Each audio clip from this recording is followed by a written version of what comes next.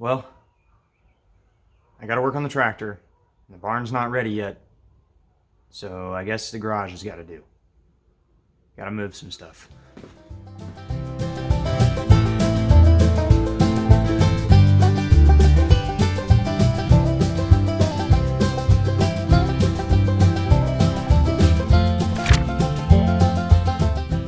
Well, folks, let me introduce you to our 1955 Massy Ferguson TO35. This was one of the first things that my wife and I bought when we first moved out to the sticks, and I gotta tell you, I freaking love this tractor. This is a two-wheel drive, which I believe most of the tractors of the 50s probably were, and this one happens to have the Continental Z134 gasoline engine. And despite the fact that she's two-wheel drive and only makes about 30-ish horsepower at the drawbar, she gets down. As you can tell by the mud caked on pretty much everything that I didn't bother to clean off before working on it. I was bogging this unit pretty deep back in the fields, and she really pulls through pretty good. I used her quite a bit and decided that I probably ought to bring her in for a service, and that brings us to the premise of this video. We're going to show this old girl a little bit of love. For the most part, and as you can see laid out in front of you here, this maintenance is going to consist primarily of fluid flushes and fills and changes. You know, oil, filters, transmission or gear oil, so on. But I was also able to scare up a few parts here and there, including some spark plugs, some new old stock, aka found sitting in my dad's barn spark plug wires. I also found some miscellaneous boots for the shifters, and one of those really cool steering wheel trucker knob thingies that really honestly goes a long way when you don't have power steering.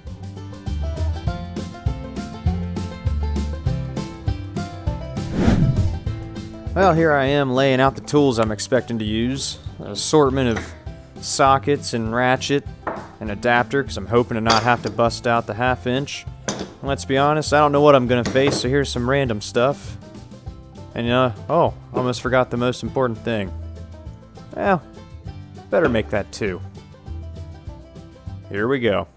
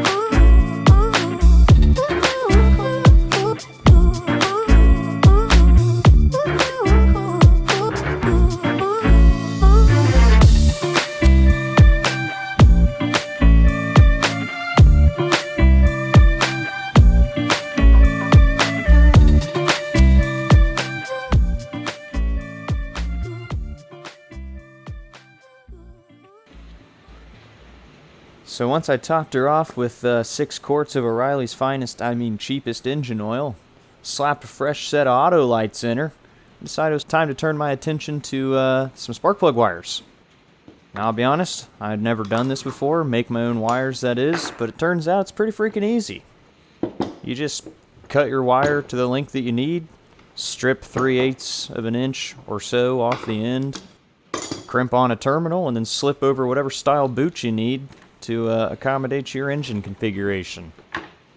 And now that I said it was easy, let's see if I can cobble a few of these bad boys together.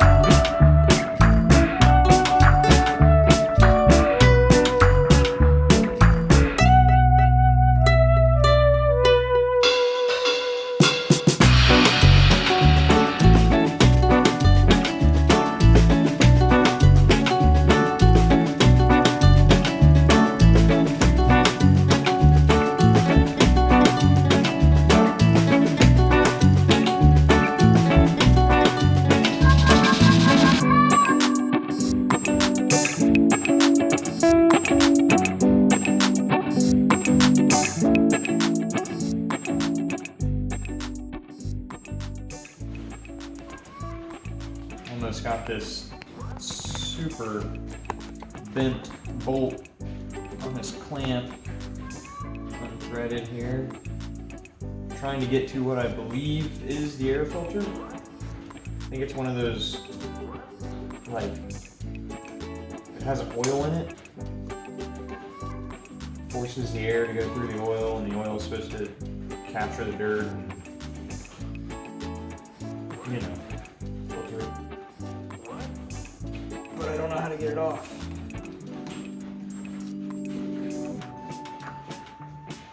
Oh! The hydraulic mount has captured the air filter. Are you kidding me? I really have to take the freaking...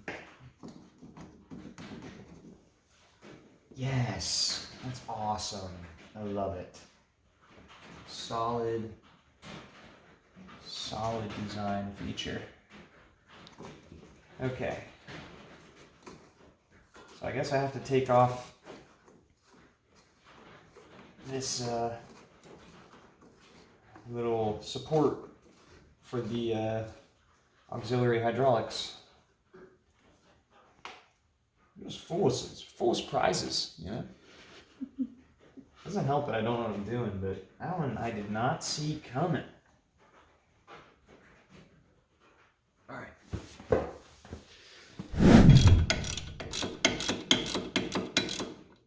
So this ended up not being a big deal at all. I was just groaning for no reason. Is that moving? Is it loose? Oh, it's just loose. Okay. Can you come around to this side? This is the finger tight edition, so no biggie. Okay, so you just gotta take this little bar off here in order to get the air filter. No biggie. I'll make sure it doesn't just drop.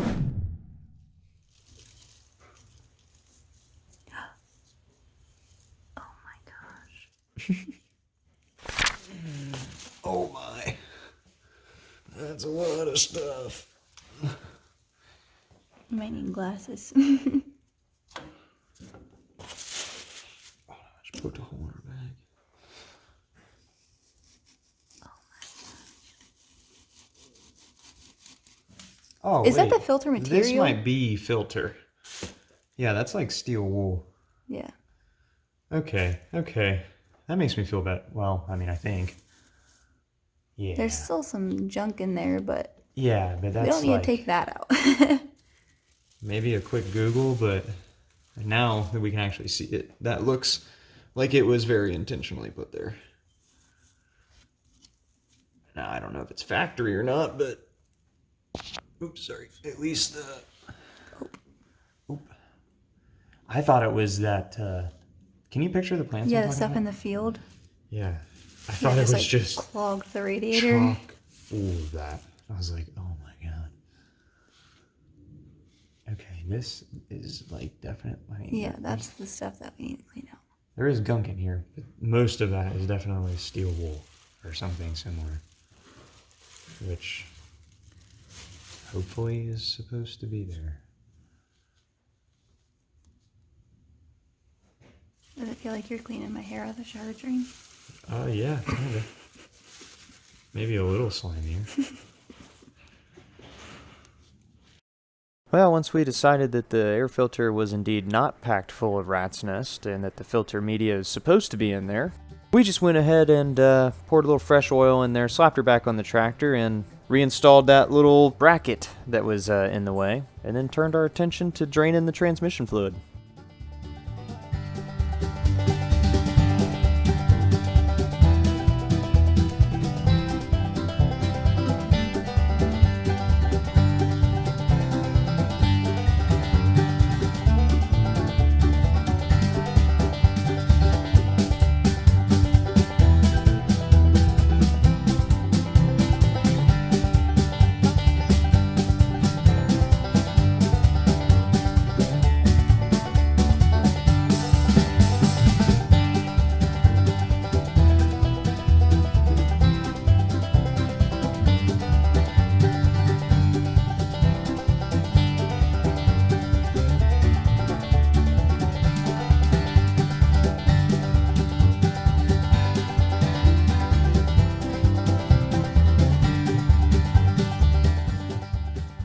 Once I finally had both drain bolts out and dripping, I decided I'd make use of that time while I was waiting and lube the old girl up. So I grabbed my grease gun and went to town on every Zerk fitting I could find.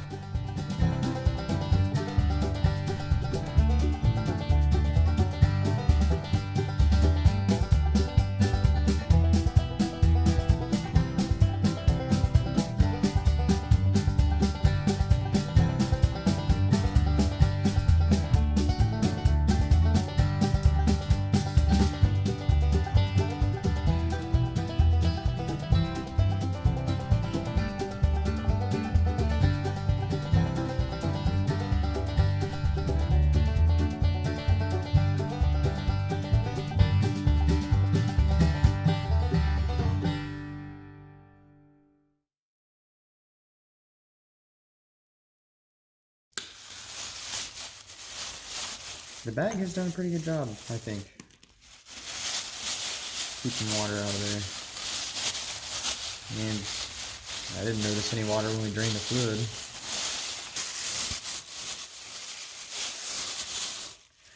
And as you can see, that not exactly weather tight. Yeah, although the bag was doing a pretty good job, I figured I ought to go ahead and replace those shift boots. It'd be a real shame to not seal this thing up, especially after putting 9 gallons of fresh fluid in it.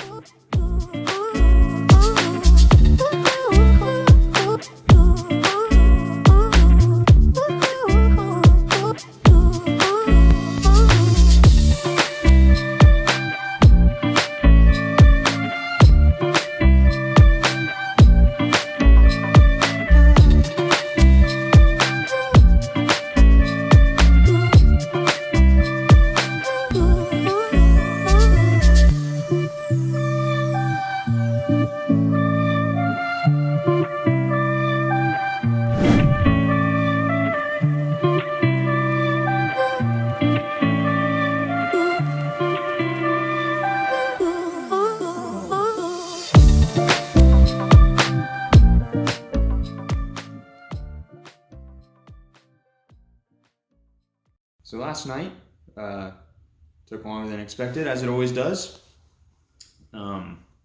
Worked until about 2, 3 in the morning. It's approximately 5 hours later, so let's finish this up. I didn't want to do the coolant flush and fill in the dark because I'm probably going to do that in the driveway. But yeah, I'm going to throw some air in this front tire and hope that it perks up. There's about 10 pounds in this one. There's about 22 pounds in that one. I don't know what the pressure should be, but this one looks really low, so supposedly it should be at least 22 pounds. So I'm going to put 22 pounds in this one, pull it outside, and see what we can get into. So wish us luck.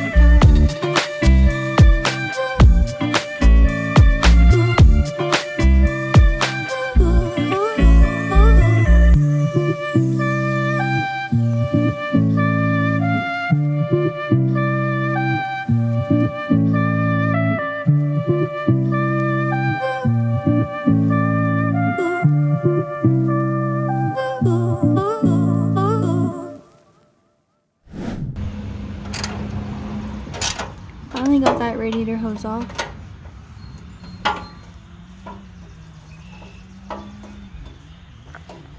Yeah, well, that escalated quickly, as it has a tendency to do. This hose was shot, as you can see, pretty rough shape. This is the upper hose. The lower hose looks in better condition, and it's a lot easier to get to, so I'm assuming this just hasn't been replaced in a long time. And it's not easy to get to. There's no trick, really. It's just take the clamps off and finagle it out of there as best you can. I thought about taking the tank off, that's why I'm tightening these bolts back up, but ended up getting it without having to do that. So yeah, now we have the upper hose off. We put the lower hose back on. We got the garden hose in the top of the radiator. The plan here is run water into the radiator, turn the tractor on, so that way the water pump will pick up water from the bottom of the radiator, put it through the engine block, and eventually it'll get to the back of the thermostat. And eventually, hopefully, the thermostat opens and it'll just pump all that water out of where the upper radiator hose used to be. And once the water looks nice and clean, we know we're good. We've got a decent flush. And then I'm just going to let it drain and park it until I can get some new hoses. So I'm going to order them online because they're hella expensive at Napa. So that's the plan. So if I understood correctly, we put the water into the top of the radiator. Then it went through the lower hose into the water pump so that it would go in the block. And then once it warmed up from running a little bit, the thermostat would open and water would come out of there where it would normally go into the upper radiator hose.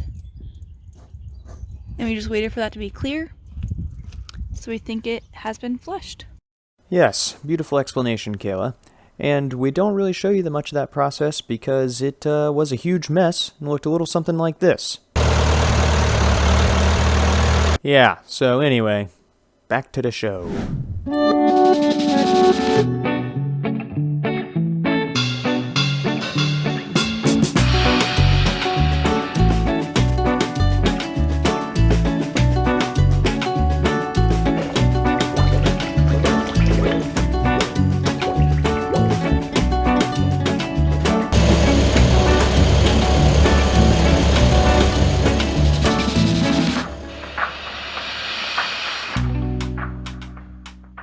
Well, as always, guys, if you're still watching, we can't thank you enough.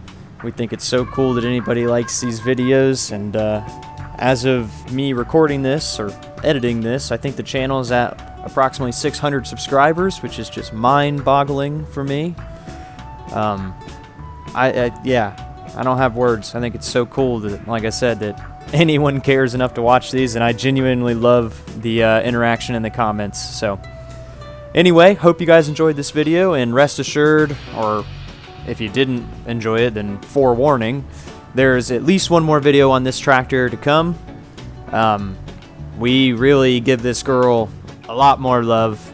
I really do love this tractor, and maybe I'll show you a sneak peek of what we did at the end here.